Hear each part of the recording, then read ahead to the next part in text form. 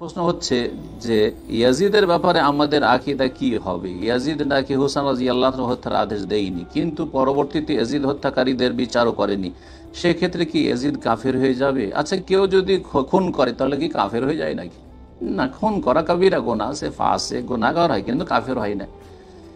খুনিদের বিচার কেউ যদি না করে তো কাকে কাফের হয়ে যায় নাকি? তার তো কাফের হয় না, সে গুনাহগার হয়। হ্যাঁ, সে গুনার বোঝা বহন করবে। আপনার এই প্রশ্নের পরিপ্রেক্ষিতে বললাম।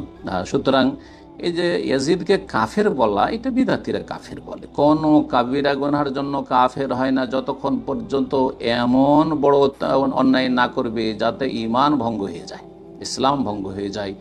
শিরক অথবা কুফর, সেহের, এই রকমের যেসব ঈমান ভঙ্গকারী প্রসিদ্ধ 10টি বিষয় রয়েছে সে সম্পর্কে আলোচনাগুলি পড়ে নেবেন অথবা শুনে নেবেন সহিহ আকীদার আলেমদের কাছ থেকে। আশা করি আপনার ঈমান ঠিক হবে। তারপরে মনে রাখবেন যে ইয়াজিদ সম্পর্কে আমাদেরকে জানতে হবে জরুরি নাই, এটা কোনো আমাদের আকীদার বিষয় নয় যে ইয়াজিদকে জাহান্নামে পাঠাইতে হবে অথবা জান্নাতে পাঠাইতে হবে। আল্লাহ রাব্বুল আলামিন তার আমল হিসাবে তার সাথে আচরণ করবেন। ইয়াজিদ একজন শাসক, যার নেক আমলও রয়েছে, তার খারাপ আমলও রয়েছে। সুতরাং তার সাথে আফজা ইলা মা কাদ্দামা, তিনি যা করেছেন তার সেখানে তার বদলায় তিনি পৌঁছে গেছেন।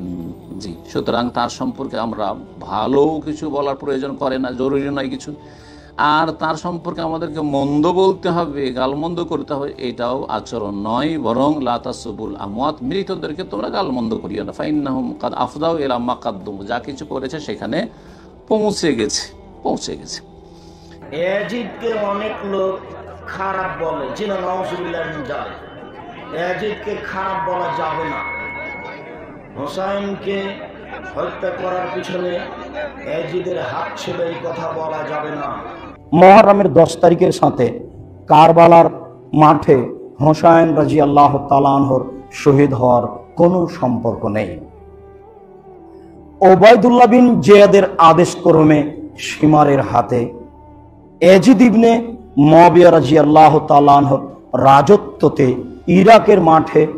ইরাকের মাটিতে কারবালার মাঠে নির্মমভাবে হোসাইন রাদিয়াল্লাহু তাআলা আনহু যে শহীদ হয়েছিলেন, যে ইতিহাস কিয়ামত পর্যন্ত থাকবে, যে ইতিহাস সমাজে শতকরা 80% থেকে 90%ই মিথ্যা হিসাবে ছড়িয়ে আছে। যারা মিথ্যা হিসাবে ছড়িয়েছে তার একজন হচ্ছেন বিষাদ সিন্ধুর লেখক। আমার বুঝ অনুপাতে তার শতকরা 70% কথাই মিথ্যা, আমি যেভাবে তদন্ত করেছি। সম্মানিত দিনী ভাই বোন, এই শিয়াদের মুহররমের 10 তারিখের এই ডুবি তবলা, গান বাজনা, বাদ্যযন্ত্রের মাধ্যমে হোসেনের শহীদকে সমর্থন জানানো বা তার জন্য দুঃখ বেদনা প্রকাশ করা, এইগুলি নেহায়াত অন্যায়। এরকম অন্যায় কাজকে, ন্যাক্কারজনক, নোংরা, হারাম, নাজায়েজ কাজকে ইসলাম কখনো সমর্থন করে না। আর কখনো মনে করবেন না যে হোসেনের শহীদের এই ঘটনাটি মুহররমের 10 তারিখের সাথে সম্পৃক্ত। মুহররমের 10 তারিখে সিয়াম রাখতে হবে। এর কারণ হলো আল্লাহ ফেরাউনকে ডুবিয়ে দিয়েছেন আর মূসাকে বাঁচিয়ে দিয়েছেন। তাই মূসা আলাইহিস সালাম শুকরিয়া হিসেবে সালাত আদায় করতেন। আমাদের নবী মুহাম্মদ সাল্লাল্লাহু আলাইহি ওয়াসাল্লাম বলছেন, আরে আমি হচ্ছি শুকরিয়া আদায়ের ব্যাপারে বেশি হকদার, আমিও মুহররমের 10 তারিখে সিয়াম পালন করব। তখন সাহাবীগণ বলছেন, বলেন কি আপনি ইহুদি খ্রিস্টানদের বিরোধিতা করতে বলেন আর আপনি সিয়াম পালন করবেন? মানে ইহুদি খ্রিস্টানরা এই দিনকে বড় দিন মনে করে। শোনো, যদি তাই হয়, এতে যদি তাদের সাদৃশ্য হয়ে যায়, তাহলে আমি বেঁচে থাকলে 9ম দিন সিয়াম পালন করব। মুহররমের 9 তারিখ হবে বিরোধিতা আর 10 তারিখ হবে শুকরিয়া। তাই মুহররমের 2 দিন সিয়াম পালন করতে হয় যাতে অতীতে 1 বছরের পাপ ক্ষমা হয়। মনে রাখবেন, মুহররমের 10 তারিখের সাথে এই হোসেনের শহীদের 10 তারিখের কোনো সম্পর্ক নাই। তাকদীর বশত এই কারবালার মাঠের ঘটনাটা মুহররমের 10 তারিখেই ছিল, যার কারণে মানুষ ইতিহাসকে এলোমেলো করে দিয়েছে। আর হোসেন রাদিয়াল্লাহু তাআলার ইতিহাসকে বিকৃত করে জিয়াদ ইবনে ইয়াজিদ ইবনে মুআবিয়া রাদিয়াল্লাহু তাআলা আনহুর উপরে অনেক কিছু আপত্তি তুলেছে। ঘটনা ঠিক নয়। ইয়াজিদ ইবনে মুআবিয়া রাদিয়াল্লাহু তাআলা আনহু এই কাজে কোনো হাত ছিল না, এই কথাই ঠিক। তার অধীনস্থ একজন সেনাপতি ওবায়দুল্লাহ বিন জিয়াদ, তারই এই নৌনীতিতে, তারই আদর্শে এই সীমার ইরাকের মাটিতে কারবালার মাঠে মুহররমের 10 তারিখে এই ঘটনা ঘটায়, যা মর্মান্তিক ইতিহাস বলে কিয়ামত পর্যন্ত আছে। আল্লাহ এই বিষয়ে তুমি আমাদেরকে সঠিক বুঝার তৌফিক দান করো এবং মানুষের উপরে ভালো ধারণা মন্দ ধারণা করার তুমি সমতি দান করো। আপনি জানতে চেয়েছেন ইয়াজিদ সম্পর্কে আমাদের আকীদা কেমন হওয়া উচিত। ইয়াজিদ সম্পর্কে আহলুস সুন্নাহ ওয়াল জামাতের আকীদা এবং বিশ্বাস হলো মধ্যম পন্থা অবলম্বন করা, এবং সেই মধ্যম পন্থাকে ইসলাম সবসময় সমর্থন করে এবং মধ্যম পন্থায় চলার নির্দেশনা আল্লাহ তাআলা আমাদেরকে দিয়েছেন। অর্থাৎ ইয়াজিদকে কেন্দ্র করে এক শ্রেণী মানুষ তাকে তাকফির করে থাকেন এবং তাকে গালমন্দ করে থাকে, তাকে লানত করতে থাকে, অভিশাপ করতে থাকে, যেমনটি শিয়ারা করে থাকে। আবার অপরদিকে খারিজি কিংবা অন্য আরও চরমপন্থী কিছু লোকজন আছেন, যে সমস্ত লোকেরা ইয়াজিদের প্রশংসা করে, তার গুণকীর্তন করে এবং হুসাইন রাদিয়াল্লাহু তাআলার বিপরীতে ইয়াজিদের পক্ষ অবলম্বন করে থাকেন। তো এই যে নাসিবি এবং খারিজিদের বৈশিষ্ট্য, এটি যেমন আহলুস সুন্নাহ ওয়াল জামাত বিশ্বাস করে না, তেমনিভাবে শিয়াদের এক্ষেত্রে যে কর্মপন্থা সেটাকে আহলুস সুন্নাহ ওয়াল জামাত বিশুদ্ধ মনে করে না, বরং আহলুস সুন্নাহ ওয়াল জামাত মনে করে ইয়াজিদ একজন মানুষ, তিনি মৃত্যুবরণ করেছেন। তিনি যদি কোনো অপকর্ম করে থাকেন, খারাপ কাজ করে থাকেন, অন্যায় করে থাকেন, অবশ্যই তিনি তার জন্য আল্লাহর কাছে জবাবদিহিতার মুখোমুখি হবেন। কিন্তু কোনো মানুষের মৃত্যুর পর তাকে নিয়ে গালমন্দ করা, তাকে নিয়ে লানত বর্ষণ করা, টানাতৃষ্ণি করা, অভিশাপ দেওয়া, এটা ইসলামী শিক্ষার পরিপন্থী। তো সেজন্য ইমাম আহমদ ইবনে হাম্বল রাহিমাহুল্লাহ তার থেকে এবং অন্যান্য অনেক ইমামদের থেকে বর্ণিত হয়েছে, যেমন হাফেজ যাহাবী রাহিমাহুল্লাহ বিশ্ববিখ্যাত হাদিসের বর্ণাকারীদের যে জারহ ও তা'দীল এবং তাদের যে মূল্যায়ন শাস্ত্র আছে, এই শাস্ত্রের অনেক বড় একজন ইমাম, তিনি বলেছেন যে ওয়াজিদ মিম্মান লা নাসুব্বুহু ওয়ালা নুহিব্বুহু, ইয়াজিদ এমন ব্যক্তি যাকে আমরা গালমন্দ করতে যাব না আর তাকে আমরা ভালোবাসবো না। আর একই কথা ইবনে তাইমিয়া রাহিমাহুল্লাহ সহ অনেকেই বলেছেন, ইমাম মোল্লা আলী কারি রাহিমাহুল্লাহ থেকেও একই কথা বর্ণিত হয়েছে। অতএব ইয়াজিদ সম্পর্কে আহলুস সুন্নাহ ওয়াল জামাতের বিশ্বাস হলো যে তিনি এমন একজন মানুষ ছিলেন যিনি অনেক উন্নত দর্জনের মতো অনেক পাপের কাজ করেছেন। হোসেন রাদিয়াল্লাহু তাআলাকে হত্যার জন্য যদি তিনি নির্দেশ করে থাকেন, তাহলে তিনি অনেক বড় মাপের ফাসেক এবং সন্দেহাতীতভাবে আমাদের ঘৃণার পাত্র। একজন ইমানদার হিসাবে আমাদের প্রত্যেককে এই বিশ্বাস লালন করতে হবে। কিন্তু তিনি তাকে হত্যা নির্দেশ করেছেন কিনা সে বিষয়টি নিশ্চিত না হয়ে আমরা তাকে ব্যক্তিগতভাবে গালমন্দ করতে যাব না, আবার তার কোনো সাফাইও আমরা গাইতে যাইব না। যেহেতু তিনি সাহাবী নন, অতএব তার কোনো সাফাই গাওয়া বা তার পক্ষ অবলম্বন করার কোনো প্রয়োজনীয়তা ইসলামের শরীয়তের দৃষ্টিকোণ থেকে আমাদের নেই। এ বিষয়ে আমাদের সব ধরনের সীমালঙ্ঘন থেকে বেঁচে থাকার চেষ্টা করতে হবে। আহলুস সুন্নাহ ওয়াল জামাত এর আকীদা এবং বিশ্বাস হলো তার সম্পর্কে মধ্যম পন্থা অবলম্বন করা এবং সব ধরনের সীমালঙ্ঘনকে অ্যাভয়েড করা। আল্লাহু তাআলা আনহু হযরত ইয়াজিদকে শুধু নিজেই খলিফা নির্বাচন করেন নাই, বরং তার কাছে প্রস্তাব আসছে যে ইয়াজিদকে আপনি স্থলাভিষিক্ত করা হোক। এর বহুবিধ কারণ আছে, কারণ ইসলামী জগতে বহুত রক্তপাত হয়েছে এই খেলাফতকে কেন্দ্র করে।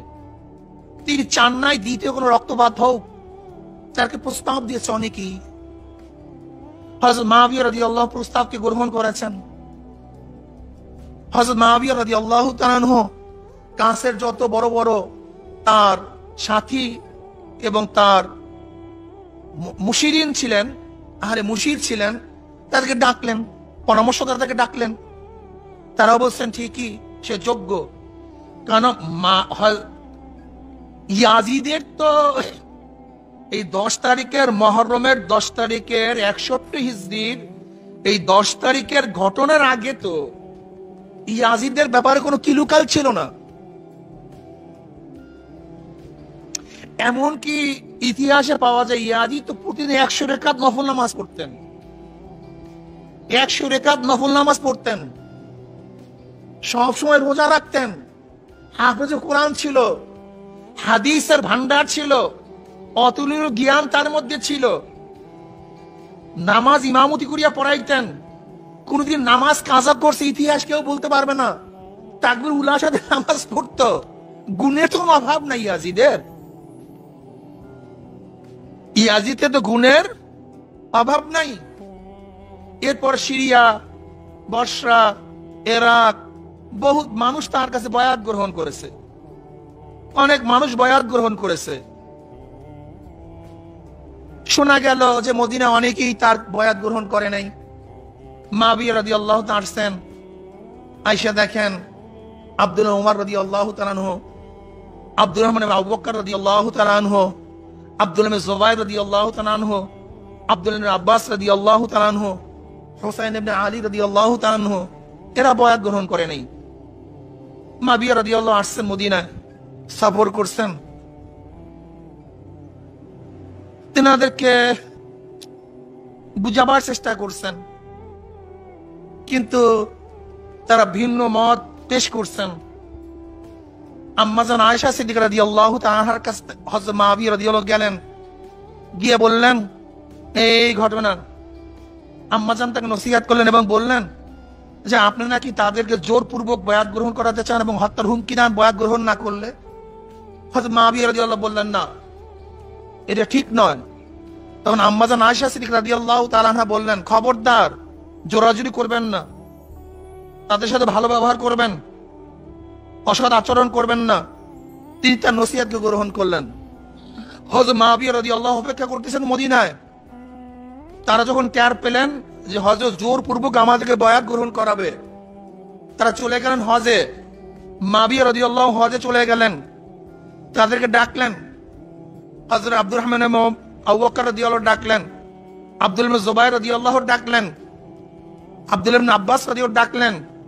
তারা তাকে প্রস্তাব দিলেন, আপনি হয়তো নবী আলাইহিস সালাতু ওয়াস অনুসরণ করেন যে আপনি কাউকে নিযুক্ত করবেন না, বরং আহলে ফয়সালা যে ফয়সালা করবে সেই অনুযায়ী ফয়সালা হবে। অথবা হযরত আবু বকর সিদ্দিক রাদিয়াল্লাহু অনুসরণ করেন যে আপনার আত্মীয় স্বজন বংশের মধ্যে কেউ হবে না। অথবা আপনি হযরত উমর ইবনে খাত্তাব রাদিয়াল্লাহু অনুসরণ করেন যে 6 জন বা একদল লোককে নিযুক্ত করেন যারা যাকে আমি নির্বাচিত করবে, খলিফা নির্বাচিত করবে, সেই নির্বাচিত হবে। এর বাহিরে চতুর্থ কোনো পরামর্শ আমরা আপনাকে দেব না। মাবিয়া রাদিয়াল্লাহু চিন্তা করলেন যে অধিকাংশ মানুষই মেনে নিয়েছে, এই কয়জন লোক না মানলে কি হবে। তাদেরকে চেষ্টা সাধনা করতেছেন কিন্তু মানে নাই। ভুল বুঝাবুঝি হতেই পারে, ভুল বুঝাবুঝি হতেই পারে। আমি একটা সংক্ষিপ্ত ভাবে বলবো। হাসান হোসেন কিভাবে মৃত্যুবরণ করেছে, ইয়াজিদ মুমিন না কাফের? মাশাআল্লাহ। হাসান হোসেন কিভাবে মৃত্যুবরণ করেছে, ইয়াজিদ মুমিন না কাফের? হাসান রাদিয়াল্লাহু তাআলা আনহু সম্ভবত বিষ পানের মাধ্যমে মারা গেছেন এবং হুসাইন রাদিয়াল্লাহু তাআলা আনহু তাকে, আপনারা তো জানেন কারবালার প্রসিদ্ধ ঘটনা, তখন ক্ষমতায় ছিলেন ইয়াজিদ, কিন্তু ইয়াজিদ নিজে হাতে হত্যা করেননি। এটা কিন্তু স্বীকৃত। যে সময় হুসাইন রাদিয়াল্লাহু তাআলা আনহুকে হত্যা করা হয় ওই সময় ইয়াজিদ ক্ষমতায় ছিলেন, কিন্তু তিনি নিজে হাতে হত্যা করেননি। নিজে হাতে হত্যা যারা করেছে তার মধ্যে একজনের নাম পাওয়া যায় সিমার। তো সিমার যে নিজে হাতে হত্যা করেছে তার বিষয়ে তো কোনো সন্দেহ নাই যে সে অনেক বড় অন্যায়ের কাজ করেছে। এরা জান্নাতের যুবকদের সর্দার, তাদের সম্মানে অনেক কিছু আছে। রাসূলের চুম্মা তাদের গালে, তাদের শরীরে, সব জায়গায় লেগে আছে। তারা রাসূলের নাতি, রাসূলের পবিত্র কোলে তারা মানুষ হয়েছে। তাদের ফজিলতের কোনো অভাব নাই। যারা তাদের বিরোধিতা করেছে, যারা তাদের হত্যা করেছে, তারা অনেক বড় গুনাহের কাজ করেছে। এখন ইয়াজিদ সম্পর্কে ইখতিলাফ, অনেক কঠিন ইখতিলাফ, যে ইয়াজিদের নামের পরে রাহিমাহুল্লাহ বলা যাবে কিনা, রাদিয়াল্লাহু তাআলা আনহু বলা যাবে কিনা, এই বিষয়ে ইখতিলাফ। তো এই বিষয়ে আমি যেতে চাচ্ছি না, তবে এতটুকু আমি বলবো যে আমাদের ক্ষেত্রে উত্তম হচ্ছে এই মাসলায় আমাদের কোনো ফায়দা নেই, দুনিয়াবি কোনো ফায়দা নাই, উখরাবি কোনো ফায়দা নেই। সুতরাং এই মাসলায় চুপ থাকাই উত্তম। সুকুত, চুপ থাকা। ইয়াজিদ কি ছিলেন? কাফের। কাফের তো কোশ্চেন কালও নয়, কাফের নন তিনি। তাকে ফাসিক কেউ বলতে পারে, আমি বলছি না, কিন্তু কাফের তিনি নন। যদি কাফের হতো তাহলে ওই সময় অনেক সাহাবী জীবিত ছিলেন, তারা তার বিরুদ্ধে বিদ্রোহ করতেন। তারা হোসাইন, এবং এখানে হোসাইন রাদিয়াল্লাহু তাআলা আনহুর কিছু ত্রুটিও ছিল। আব্দুল্লাহ বিন আব্বাস রাদিয়াল্লাহু তাআলা সহ আরো অনেক বড় বড় সাহাবায়ে কেরাম হোসাইন রাদিয়াল্লাহু তাআলাকে নিষেধ করেছেন যে আপনি কুফায় যেয়েন না। কুফা হচ্ছে ফিতনার জায়গা। আপনার বাপের সাথে তারা ধোঁকাবাজি করেছে, আপনার সাথেও তারা ধোঁকাবাজি করবে। তো তখনও অনেক বড় সাহাবায়ে কেরাম বেঁচে ছিলেন। তারা ইয়াজিদকে যদি কাফের মনে করতেন তাহলে তারা ইয়াজিদের বিরুদ্ধে বিদ্রোহ করতেন। তারা ইয়াজিদের বিরুদ্ধে বিদ্রোহ করেননি, তার মানে তারা ইয়াজিদকে কাফের মনে করতেন না। কিন্তু ইয়াজিদ ফাসিক কিনা, গুনাহগার কিনা, আল্লাহু আলাম। ইয়াজিদ সম্পর্কে অনেকে বিভিন্ন ধরনের বাজে মন্তব্য করে থাকেন এবং তার নামের শেষে রাদিয়াল্লাহু আনহু বলা যাবে কিনা জানতে আপনার সদয় মর্জি হয়। ইয়াজিদ রাদিয়াল্লাহু আনহু বলবেন কেন? সে কি সাহাবী ছিল নাকি? ইয়াজিদ শিয়ারা যেভাবে চিত্রিত করেন, তিনি প্রকাশ্যে মদ খেতেন, নামাজ পড়তেন না, এগুলো মিথ্যা। মনে করেন আমাদের দেশের রাজনৈতিক নেতা, আমাদের যুগের মুসলমানদের ইমান জোরালো না সাহাবী তাবেঈনদের যুগের মুসলমানদের ইমান জোরালো ছিল? আমাদের এই দুর্বল ইমানের দেশে আপনাদের এমপি, মেয়র, চেয়ারম্যান ওরা কি প্রকাশ্যে মদ খায়? খাইলে গোপনে খায়, ঠিক না? আচ্ছা, আমাদের দেশের মেয়র, মন্ত্রী, মিনিস্টার নামাজের উক্ত হয়েছে, নামাজ পাশে ছিল, নামাজ না পড়ে চলে গেছে, ঘটে নাকি? ওযু না হলেও নামাজের শরীক হয়, ঠিক না? তাহলে আমাদের সমাজের এই কঠিন খারাপ সমাজ যদি এরকম হয়, তাহলে যদি কেউ বলে সাহাবীদের সমাজে হাজার হাজার সাহাবী বেঁচে রয়েছেন, লাখ লাখ তাবেঈ আছেন, সেখানে ইয়াজিদ প্রকাশ্যে মদ খায়, নামাজ পড়ে না, নর্তকী নিয়ে চলে, আর মানুষেরা তার মেনে নিচ্ছে, এটা একটা ভুয়া কথা। পাশাপাশি ইতিহাস সব সত্য না, ইতিহাসের ঘটনা সত্য। ইয়াজিদ মাত্র 3 বছর রাজত্ব করেছে। তার 3 বছরের রাজত্বে 3টে আকাম হয়েছে। প্রথম বছরে ইমাম হুসাইন শহীদ হয়েছেন কারবালায়, তার বংশের অনেক মানুষকে নির্মমভাবে হত্যা করা হয়েছে। দ্বিতীয় বছরে মদিনায় আক্রমণ করে গণহত্যা চালানো হয়েছে, গণধর্ষণ চালানো হয়েছে। তৃতীয় বছরে মক্কায় আক্রমণ করে কামান দাগা হয়েছে কাবা ঘরে। এই 3টে কাজ ইয়াজিদের সময় হয়েছে, এজন্য ইয়াজিদ দায়ী, কারণ সে শাসক। আমাদের সমাজে যখন কেউ মরে যায়, খুন হয়, তখন আমরা মন্ত্রীদের দায়ী করি না? যদিও মন্ত্রী ডাইরেক্ট না, তারপর দায়ী করি। সেই সমাজে, সেই রাষ্ট্রে, ইয়াজিদের সমাজে, শাসনে এই মহা 3টে অন্যায় কাজ হয়েছে। তিনি এর কোনো শাস্তি দেননি, প্রতিবাদ করেননি, এবং তার সেনার সৈন্যরাই এটা করেছে। কাজেই এই 3টে মহা পাপের জন্য তিনি দায়ী। তাকে ভালো বলার সুযোগ নেই। তিনি আমাদের দেশের রাজনৈতিক নেতাদের মতোই একজন শাসক ছিলেন। আলেমুল আমাদের ভালোবাসেন, শ্রদ্ধা করেন, ক্ষমতার প্রতিদ্বন্দ্বে টেলিভিশন দেশ বিদেশে খুব বড় নামের, দামের, মাপের লোকেরা বলে থাকবে এরকম, আহলে বায়তের উপর এই ধরনের কথা অবিচারমূলক বলবে, ইয়াজিদকে স্বীকৃতি দেবে। এই বড় বড় টেলিভিশনে কিন্তু ইয়াজিদকে রহমাতুল্লাহ আলাইহি বলা হয়েছে। তাদের ব্যাপারে আমরা যেন সতর্ক থাকি, তাদের কথার থেকে আমরা যেন সতর্ক থাকি, আহলে বায়তকে ভালোবেসে আমাদের ঈমানকে মজবুত করি।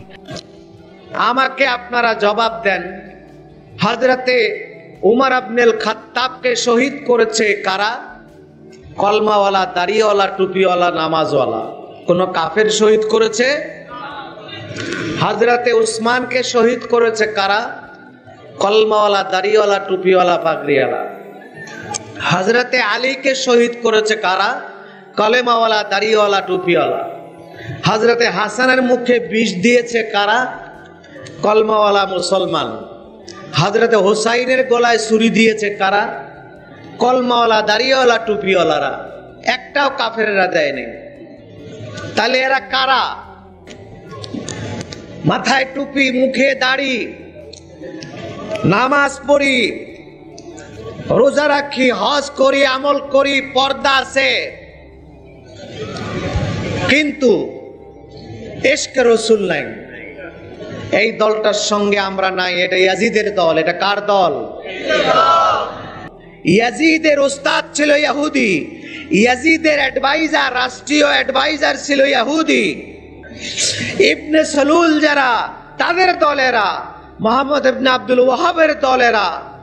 মোহাম্মদ ইবনে আব্দুল ওয়াহাব সে বলেছে রাসূলুল্লাহর ওসিলা দিয়ে দোয়া করা শিরক, রাসূলুল্লাহর কবর জিয়ারতের উদ্দেশ্যে যাওয়া হারাম। এই দলটার সঙ্গে আমরা নাই। এটা ইয়াজিদের দল। এটা কার দল? নামাজ আছে, রোজা আছে, হজ আছে, দাড়ি আছে, টুপি আছে, পর্দা আছে, যাকাত আছে, তার সঙ্গে আছে আমার রসুলের প্রেম আছে। এই দলে আমি আছি। এই দলে কারা আছি? আমরা আছি। এই দলের সঙ্গে আমরা আছি। পরিষ্কার কথা। লোকেরা বলে হুজুর কন্ট্রাডিকশন লাগাই দিলে, আমরা কোন দলে যাব? যেই দলে আলেম আছে, এলেম আছে, আমল আছে এবং ইশকে রাসূল আছে, আপনারা সেই দলে থাকবেন। এটা আবু বকরের দল, এটা উসমানের দল, এটা আলীর দল, এটা হুসাইনের দল। আমরা তো চাই যে আল্লাহ তাদেরকে হেদায়েত করুক, আমাদের চেয়ে বড় আশেক তারা হোক, এটাই চাই আমরা। আমরা তো এটা চাই না যে গজব দিয়ে বাইরে ভালো, লাভ কি তাতে? আমরা চাই তারা আমাদের চেয়ে বড় আশেক হোক। কিন্তু মুনাফিক কোনোদিন হেদায়েত হয় না। কোন জীবনে কোন মুনাফিকের ইতিহাস নাই যে মুনাফিক হেদায়েত হয়ে কলেমা পড়ছে। পাইবেন একটা? দেখাইতে পারেন না। কাফের মুসলমান হয়ে কলেমা পড়ছে, কিন্তু হিন্দু মুসলমান হয়েছে, কিন্তু মুনাফিক মুসলমান হয় নাই। মুস্তাকিম নামে একজন ভাই জানতে চেয়েছেন, মুসলমানের সাথে মুসলমানের যুদ্ধ করা যদি নাজায়েজ হয়, তাহলে ইমাম হুসাইন রাদিয়াল্লাহু তাআলা আনহু ইয়াজিদের বিরুদ্ধে যুদ্ধ করলেন কিভাবে? ইমাম হুসাইন তো যুদ্ধ করেনি ভাই, যুদ্ধ করেছে ইয়াজিদ, তার সৈন্যরা ইয়াজিদের নির্দেশনায়। ইমাম হুসাইন তো যুদ্ধ করেননি, বরং তিনি বলেছেন যে আমি ফিরে যেতে চাই। এবং শেষতক ইমাম হুসাইন যখন শাহাদাত বরণ করেন, তখনও তিনি হাতে তলোয়ার নেন নাই, বরং উনার তাঁবুতে এসে তারা আক্রমণ করেছে। তাঁবুর ভিতরে যারা ছিল তাদেরকে হত্যা করেছে। ইমাম হুসাইন তাঁবুর বাহিরে নির্বাক নয়নে তাকিয়েছিলেন, করছেটা কি? তখন তারা ওনাকে তীর মেরেছে। তারপরে তীরবিদ্ধ অবস্থায় তিনি পানি পান করার জন্য কোলে ওনার ছেলেকে নিয়ে ফোরাতের কুলে গিয়েছিলেন, পানি পান করতে নেমেছিলেন, তখন আবার তীর মেরেছে। পরে ওনাকে তারা হত্যা করেছে, ওনার শরীর থেকে তার মস্তিষ্ককে আলাদা করেছে। উনি যুদ্ধ করেননি। কারবালার ময়দানে আপনারা যদি থাকতেন, ইয়াজিদের পক্ষে দাঁড়াইতেন না আওলাদে রাসূল ইমাম হুসাইনের পক্ষে? আমার নবীর নাতির পক্ষে কে দাঁড়াইতেন? একটু হাত ওঠান। আল্লাহু আকবার। হাত নামা। দাদু, যেই লোক মসজিদে নববীতে ঘোড়া, উট, গাধা, দুম্বা এগুলি বেঁধে রেখেছে নবীর মসজিদে পেশাব পায়খানা করাইবার জন্য, যেই লোকের হুকুমে হাজার হাজার সাহাবীকে শহীদ করা হয়েছে, যেই লোকের হুকুমে সাহাবীদের স্ত্রীগণ, সাহাবীদের মেয়েদেরকে দর্শন করা হয়েছে, সেই ইয়াজিদ, সেই ইয়াজিদ, সেই ইয়াজিদকে যারা রাহমাতুল্লাহ আলাইহি বলবে, আমি মনে করি এই যুগের ইয়াজিদ হলো সে। এদেরকে চিহ্নিত করতে হবে, তারা সুন্নি না। এদেরকে নিয়ে সুন্নিয়তের ঐক্য করলে বিপদ হইব, সুন্নিদের মধ্যে ভেজাল লাগবে। আহমদ বিন হাম্বল তো কাফের বলছেন, 27 জন মুজতাহিদ এজিদকে কাফের বলছে। কতজন? ওই এজিদ রেজে রাদিয়াল্লাহু আনহু বলল এটা ইমাম হোসেনের শত্রু, এজিদের বংশধর। এখন এইরকম এজিদের বংশধরের পিছে নামাজ পড়বেন কিনা ওটা তোমাদের কপাল বুঝবে। এজিদকে মুসলমান যে বলে ওই মৌলবীকে জুতা দিয়ে পিটানো দরকার। কোন মুসলমান এজিদের দালালি করতে পারে না। ওই পাগল ছাগল বক্তার পক্ষে তো একটাও দলিল নাই। আমি তো এতগুলো দলিল দিলাম। আমার এজিদের ব্যাপারে এত গবেষণা আছে, সারা বাংলাদেশ না সারা দুনিয়ার সব মৌলবী যদি এক জায়গায় না সুপার গুলো লাগায় গাঠা বানায় আমার সামনে দেন, ওদের পরদাদা, পরদাদার পরদাদার পরদাদা, পূর্বপুরুষ ওদের এজিদ বাবার দালালির পক্ষে একটা দলিল দিতে পারবেন না। আর ইমাম হোসেনের পক্ষে আমি হাজারটা দলিল দিতে পারবো ইনশাআল্লাহ। আমার হোসেন ছোট্ট সন্তানটা নিয়ে সামনে এসেছিলেন, এজিদের সৈন্যরা আমারে পানি দিস না, এই ইরাকের ইহুদি খ্রিস্টান ফোরাতের পানি খায়, তোরা বাধা দিস না। জঙ্গলের পশুগুলো পানি পান করছে, তোরা বাধা দিচ্ছিস না, আমাকে পানি দিস না, আমার এই বাচ্চাটার মুখে একটু পানি দিয়ে দে। ইবনে কাসির আল বেদায়াতে লিখেন, ইজদের সৈন্যদের পক্ষ থেকে একটি বিষাক্ত তীর আসলো। সেই তীর হযরত আলী আকবরের সিনার এক পাশ থেকে আরেক পাশ চলে গেল, রক্তে রঞ্জিত হয়ে গেল। ইমাম হোসেন মৃত সন্তানটা তার বোনের কাছে নিয়ে বললেন, জয়নব, আমি তারে পানি দিতে পারি নাই। ওনার মাথা মোবারক সেদির মধ্যে রেখে উবাইদুল্লাহ বিন জিয়াদ দামেশকে পাঠালো। কোথায়? ইমামে হোসেনের মস্তক মাঝখানে, চারপাশে আহলে বাইতের আরো 18টা মাথা। ইয়াজিদ ডাকলো দামেশকের বড় বড় মানুষকে, ডেকে, কুখ্যাত ইয়াজিদ, ওর নামটা নিলে আমার মনে হয় এত ঘৃণা আসে তার উপর, সে ইমামে হুসাইনের সামনের 2 দাঁতে ছড়ি দিয়া গুতা দিচ্ছে।